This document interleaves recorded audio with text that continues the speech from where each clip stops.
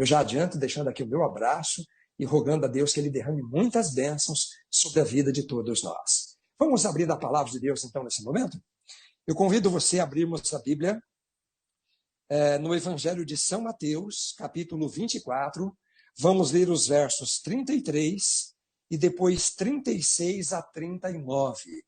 Vamos pensar e ter convicção de que quando a palavra é aberta, Deus fala conosco. O texto diz assim: assim também, vós, quando virdes todas estas coisas, sabei que está próximo, às portas. Verso 36 agora em diante. Mas a respeito daquele dia e hora, ninguém sabe, senão os anjos dos céus, nem o Filho, senão somente o Pai. Pois assim como foi nos dias de Noé, também será assim na vinda do Filho do Homem. Porque assim como nos dias anteriores ao dilúvio, comiam, bebiam, casavam e davam-se em casamento, até o dia em que Noé entrou na arca, e não o perceberam, senão quando veio o dilúvio e os levou a todos. Assim será também durante a vinda do Filho do Homem. Que mensagem solene esta dada por Jesus e registrada no capítulo 24 do Evangelho de São Mateus, o maior sermão profético da história desse mundo. Jesus deixou para nós sinais que apontam quando seria estabelecido o reino de Deus aqui na terra, quando seria a volta de Jesus, sinais que nos alertam para que nós possamos estar atentos, para que nós possamos nos preparar, para que nós possamos anunciar para este dia glorioso não nos apanhar de surpresa. E Jesus fez algumas advertências, entre elas a que nós acabamos de ler. Ele comparou os dias do seu retorno aqui a esta terra, semelhantes aos dias de Noé.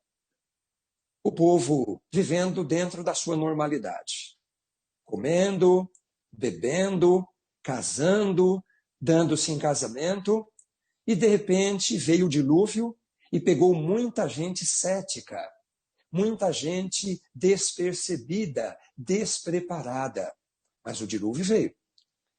Na verdade, o dilúvio foi a primeira crise ocorrida nesta terra depois da entrada do pecado no mundo. Você sabe que a entrada do pecado no mundo é a maior de todas as crises. Pecado é degeneração. Pecado é estragar aquilo que é bom. Pecado é roubar a felicidade, a harmonia, a paz, a vida. O pecado atinge todos os seres humanos em todos os aspectos da vida. Esta foi a maior de todas as crises. E Jesus veio ao mundo para consertar o que o pecado estragou, para nos resgatar, para nos dar a vida eterna, para nos salvar. Mas a primeira crise, ou grande crise ocorrida após a entrada do pecado no mundo, foi o dilúvio. Certamente foi. É importante nós nos lembrarmos que as crises não têm origem em Deus. Deus não é o causador da crise, mas Deus permite a crise. E é justo que ele permita. O universo inteiro é regido por leis de causa e efeito. Então, é justo que aconteçam crises num mundo de pecado, cheio de consequências, tristezas, desastres, calamidades. Nada disso fez parte dos planos de Deus. Deus nos fez para sermos felizes, para vivermos em paz, para vivermos em segurança. Mas as crises estão aí. Quando Noé tinha 500 anos, Deus lhe anunciou que o dilúvio, uma inundação universal, acometeria esta terra. E Deus proveu a solução. A salvação, o resgate, sempre vem do céu, vem de Deus. E Deus disse: Noé, você vai anunciar o dilúvio. A terra será inundada completamente. O mundo habitado será destruído. Mas para aqueles que aceitarem a solução celestial, para aqueles que quiserem ter suas vidas preservadas, para aqueles que quiserem aceitar o plano, o projeto de Deus, para aqueles que puderem ser abrigados, você vai construir um grande barco, uma tremenda embarcação, e convidar essas pessoas para se abrigarem nele. Olha que coisa interessante. E as pessoas vivendo dentro da sua, entre aspas, normalidade. Mas um dilúvio? Uma inundação universal? Isto é improvável. Isto beira quase o impossível. Não, isso nunca irá acontecer. E note, Noé pregou, anunciou a vinda do dilúvio por cerca de 100 anos. Não foi uma semana de oração de 7 dias. Não foi um trimestre da escola sabatina. Não foi uma gestão da igreja adventista de 4 ou 5 anos. Foram 100 anos anunciando. E junto com a mensagem profética, o anúncio, estava também o convite ao arrependimento. Por que um dilúvio teve que acontecer? Porque o mundo mergulhou na mais profunda e terrível forma de maldade, crueldade. O homem se afastou de Deus. O homem se tornou um ser imoral, incontrolável. E Deus precisou dar fim para que pudesse recriar o mundo, o recomeço. Mas com a mensagem de juízo, de advertência, com a profecia, vem também a mensagem solene de convite ao arrependimento, de retorno para Deus, de resgate, de salvação. Então Noé anunciava o dilúvio e convidava as pessoas para se voltarem para Deus, para aceitarem a solução que viria de Deus, que viria do céu. 3 aspectos são muito importantes quando falamos ou quando criamos um paralelo entre a condição do povo de achar que estaria vivendo numa normalidade, numa rotina, que isso nunca iria acontecer, e o fato de Deus anunciar esse dilúvio. O primeiro deles é a pregação de Noé. 100 anos é muito tempo. Perseverantemente, sem desistir, sem esmorecer, sem desanimar, anunciava com firmeza: um dilúvio abaterá a terra. Deus mandou que eu construa um barco, uma embarcação. Acredite, entregue sua vida a Deus, volte para Deus, entre no barco e você e sua família estarão preservados. É o fim do mundo que vai acontecer, mas haverá um recomeço e esse recomeço Deus oferece para você também. Olha que coisa importante. O segundo aspecto é o seguinte: Noé não era nenhum engenheiro, ele não era nenhum projetista, nenhum especialista em construções navais. Mas o projeto de Deus estava ali. E era um projeto grandioso.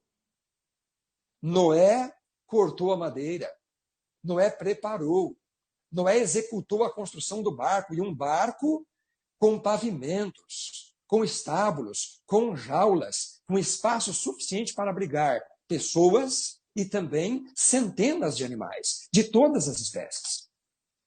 E esta obra vultuosa, grandiosa, as pessoas observavam cada dia um barco tremendo, uma coisa que não era cabível para aqueles dias. E o terceiro aspecto que nós temos que nos lembrar é o fato de que quando chegou o momento de entrar na arca, de forma sobrenatural, Deus chamou animais, aves, quadrúpedes, répteis, bípedes, de todas as espécies, para que pudessem entrar em pares ordenados para dentro da arca.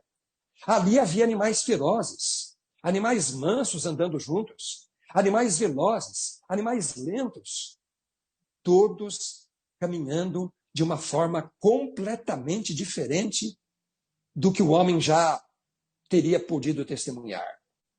E os habitantes antediluvianos observaram tudo isso. Mas acreditaram que, apesar desses 3 aspectos especialíssimos, a vida não poderia sair de sua rotina, do seu comum, da sua normalidade. E a Bíblia nos diz até mesmo que Noé entrou na arca com sua família, somente ele e sua esposa, seus filhos e suas noras, embora o convite se estendesse a todos, eles entraram na arca e Deus envia os seus anjos para que as portas da arca pudessem ser fechadas, enquanto ainda havia o sol, o brilho do sol clareando, iluminando a vida de todos os moradores da terra para o período pré-diluviano. Segundo o especialista Jenny Faustich, que é o fundador do Instituto de Pesquisa Cronológica dos Estados Unidos, ele afirma que Noé entrou numa arca com sua família dia 14 de maio do ano de 2345. Olha que coisa bonita. Ele entrou na arca, confiando em Deus, dependendo de Deus. E de repente veio o dilúvio e encontrou todas as pessoas ali, incrédulas, céticas, despreparadas, achando que o mundo sempre continuaria com a sua rotina normal, em que as pessoas nasciam, cresciam, se casavam, tinham filhos, envelheciam e depois descansavam e a sua descendência continuava a vida. Podemos dizer que já há mais de 60 dias atrás, nossa vida estava em sua rotina normal.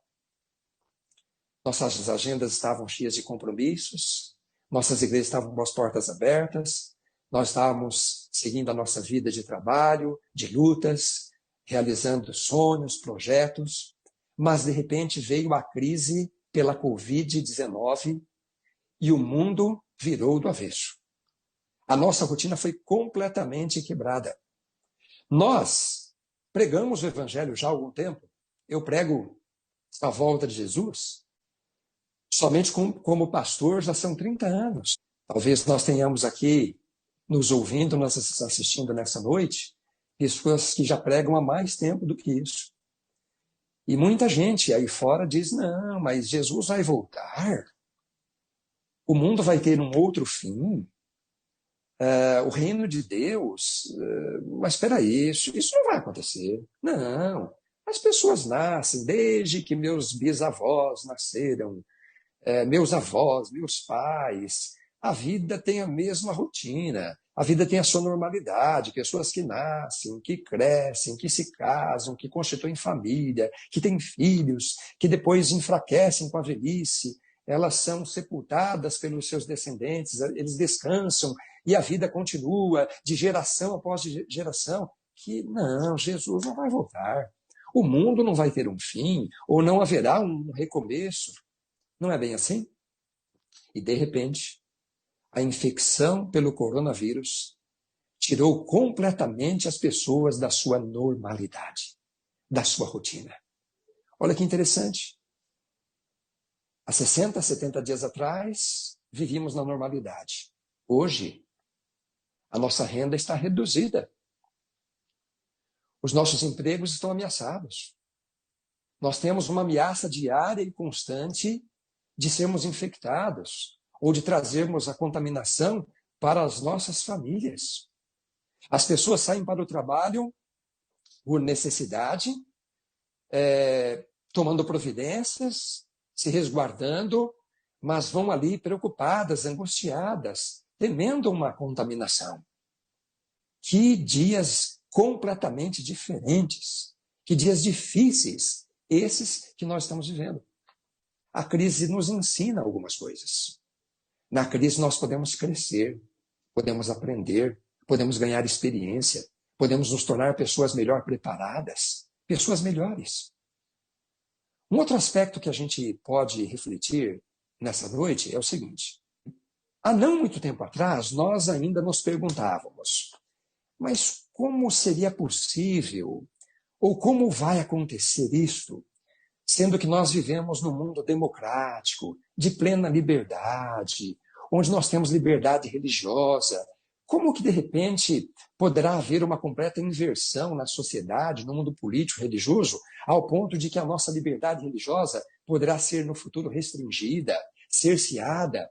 Poderá se estabelecer uma nova ordem mundial, onde os poderes políticos influenciarão as entidades religiosas e tentarão mudar completamente a sua prática religiosa? Como que pode ser isso? Gente, nós tivemos uma amostra grátis de como isso é muito simples.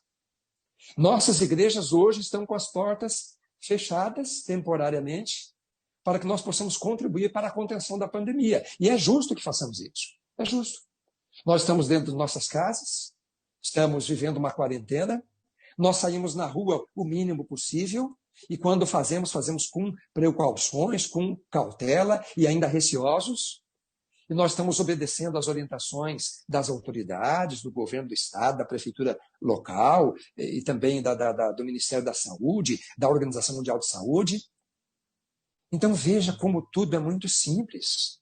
Nós estamos, claro, sim, contribuindo, mas podemos dizer que há um controle, que há uma obediência a leis, a decretos que surgiram pelo caminho ao longo desses dias. Então veja como é muito simples, é muito fácil. Seja por uma crise na área da saúde, seja por uma crise climática, seja por uma crise econômica ou política, é muito simples que as autoridades se unam em torno de uma causa comum para um bem, entre aspas, coletivo, e nossa liberdade religiosa no futuro possa ser realmente restringida. É tudo muito fácil. Como é que a humanidade se unirá em favor de uma causa? Como que os poderes políticos controlarão as nossas vidas? E como que eles restringirão a nossa liberdade? Veja como foi simples agora compreender isso depois da nossa experiência. Agora note, a crise Covid-19 deu para nós também muitos aprendizados importantes. E a grande pergunta, ou as duas grandes perguntas que nós podemos fazer nessa noite, é a seguinte: o que mudou para você depois que essa crise se instalou? É claro que esta crise ela tem implicações, como já mencionei, né? Nós não estamos preocupados só com a nossa saúde. Estamos preocupados também com a nossa renda, preocupados também com o nosso emprego, preocupados com as consequências que virão no pós-crise. Mas hoje, quem é você depois desses 60 dias? Você é uma pessoa melhor? Você aprendeu? Você cresceu? Você reavaliou quais são as suas prioridades? A segunda pergunta é: quem seremos nós quando essa crise acabar? E podemos também pensar em como será a igreja quando as portas das igrejas forem reabertas. Como será a vida na igreja no pós-crise? Algumas pessoas chamam esse momento de um novo normal, né? Nós voltaremos a um novo normal. Eu não gosto muito dessa expressão, porque não tem nada de normal no que nós estamos passando agora, nada de normal. Mesmo antes disso, nós vivemos num mundo de pecado, de sofrimento, de angústia, de dor, de tristezas, decepções. Não vejo nada de normal nisso. E acredito que quando nós voltarmos para a igreja, não poderemos chamar isso de normal. Então a expressão melhor seria: como será a vida da igreja, a nossa vida, no novo real, na nova realidade? Eu acredito sinceramente que essa expressão ela se encaixa muito melhor. Vivemos realidades diferentes. É momento de nós, sim, confessarmos os nossos pecados a Deus. É momento de nós colocarmos a nossa vida em ordem. É o momento de nós consagrarmos a nossa vida e a vida de nossa família. Talvez esse seja o maior benefício que nós podemos extrair de crises ou de momentos difíceis e ruins em nossa vida. Nos voltarmos para Deus. O buscarmos mais intensamente. Nos consagrarmos a Ele. Deixar que Ele seja o nosso Deus. Que Ele conduza a nossa existência. Há um pensamento popular que diz assim, que crise vai, crise vem, e aí a gente começa a descobrir quem é quem. É nos momentos difíceis que nós conhecemos realmente quem somos. E quem são aqueles que nos cercam. Nos momentos difíceis. Nós não devemos entrar em crise. A crise ela está nos rodeando, nos cercando. Mas nós não precisamos entrar em crise. Nós confiamos em Deus. Deus nos ama. Tem um plano especial para a nossa vida. Ele é o nosso Criador, o nosso Redentor e o nosso mantenedor de vida. Então você pode sentir a crise ao seu lado, próximo a você. Mas você pode confiar em Deus. E você pode estar em paz. A paz que vem do céu é uma paz que excede todo o entendimento. É uma pessoa estar na guerra e as explosões estão acontecendo ao seu redor, mas ela está em paz. Não dá para explicar isso. Isso nós só podemos experimentar. A paz de Deus, ela é estendida a todos nós, principalmente nos momentos de crise. Também é verdade que outras crises virão. A minha geração, que deve ser a mesma geração de muitos de vocês, nunca viu algo parecido. Houve uma crise muito grande, a gripe espanhola, onde milhões de pessoas perderam a sua vida. Mas isso foi antes de nós nascermos. Nós não vimos isso acontecer. É algo realmente totalmente singular para as nossas vidas, para a nossa experiência. Mas nós podemos esperar que essa não será a primeira e nem a última. Outras crises virão. E na crise, nós podemos aprender a nos fortalecer, a nos tornar experientes, a ser fiel nas menores, para que quando vierem as maiores, nós possamos já ter sido treinados, já possamos ter passado pelo aprendizado, para que nós possamos superar e prevalecer também as maiores crises. O mundo não será mais o mesmo. Você não será mais a mesma pessoa. A pergunta é, como seremos? Seremos pessoas melhores? A vida é muito dinâmica. Hoje, eu já sou diferente de ontem. Mas essa diferença foi para melhor ou foi para pior? Esta é a grande questão da vida. Nós não gostamos de mudar. Nós não gostamos de mudanças. Mas as mudanças são necessárias. Elas nos ajudam a crescer. A pergunta é, eu estou mudando para melhor? Para que eu seja mais feliz? Para que eu possa fazer outras pessoas felizes também? Para que eu seja abençoado? E para que eu seja bênção na vida de outras pessoas? Vou mencionar 10 itens nesse momento. Vou tentar ser breve para que você possa refletir. Quando essa crise terminar, será que nós vamos nos lembrar? Será que nós teremos aprendido que Deus é tudo para nós? Que nós não somos ninguém, não somos nada, não vamos chegar a lugar nenhum sem Deus? Deus deve ocupar o centro de nossa vida, o trono do nosso coração. Nós devemos amá-lo acima de tudo e acima de todos. Será que quando esta crise passar, nós teremos aprendido em segundo lugar que a salvação é o nosso maior tesouro? Que nada é mais importante ou deve ser mais importante para nós do que a nossa salvação? Jesus disse que quem ganhar a salvação terá ganho tudo. E quem perder a salvação terá ou teria perdido tudo.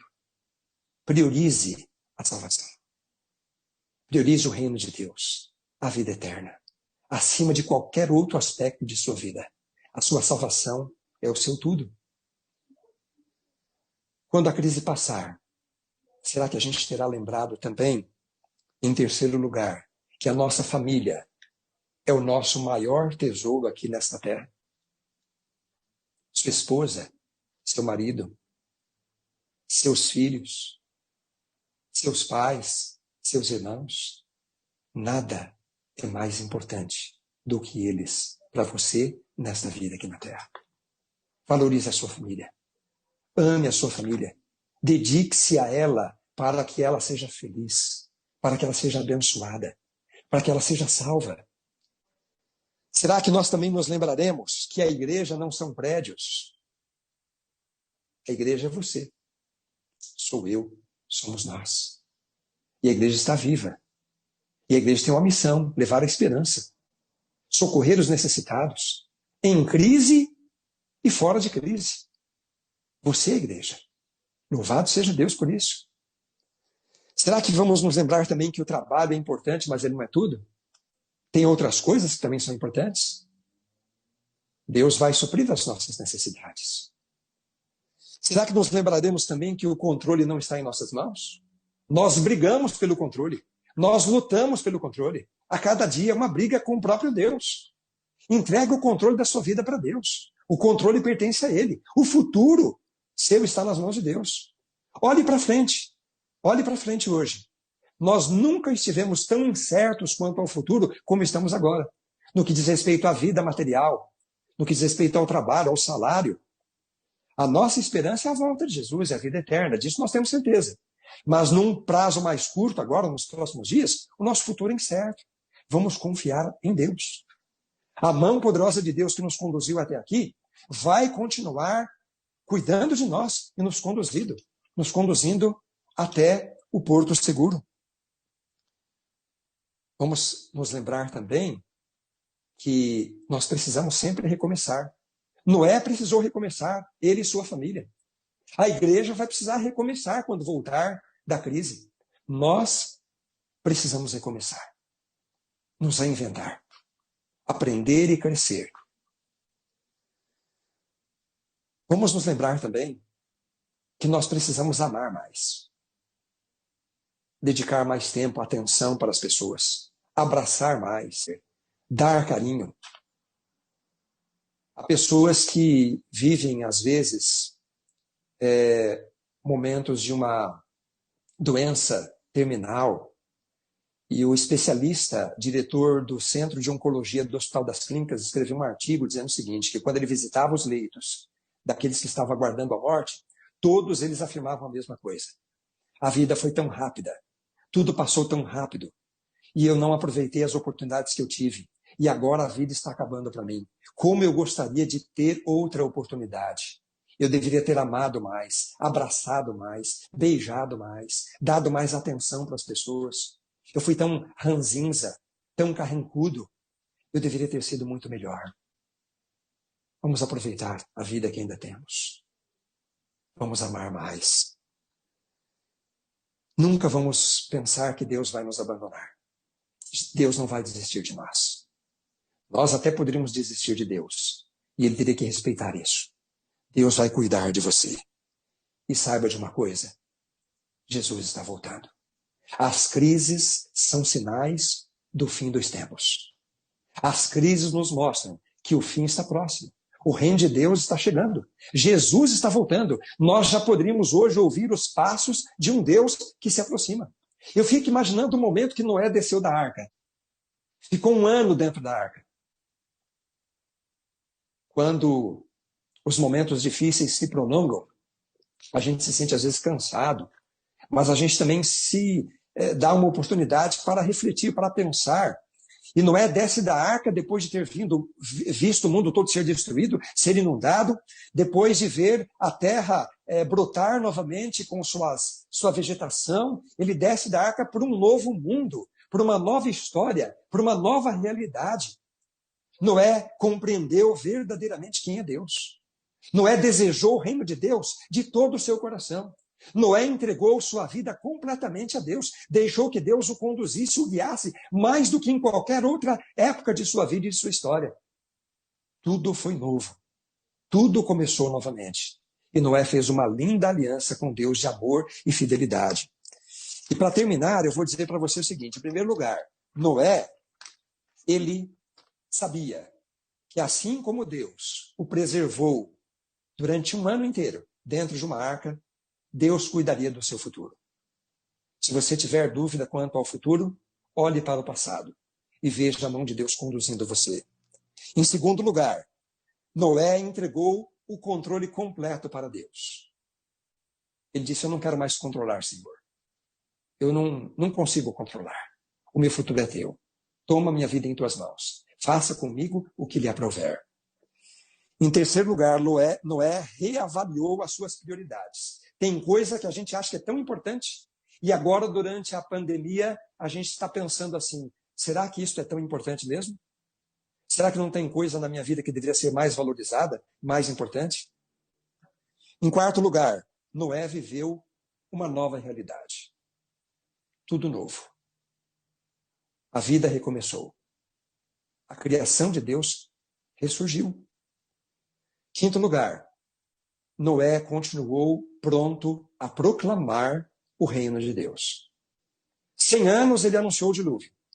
E o restante da sua vida agora, ele anunciou o Messias. E anunciou a vida eterna.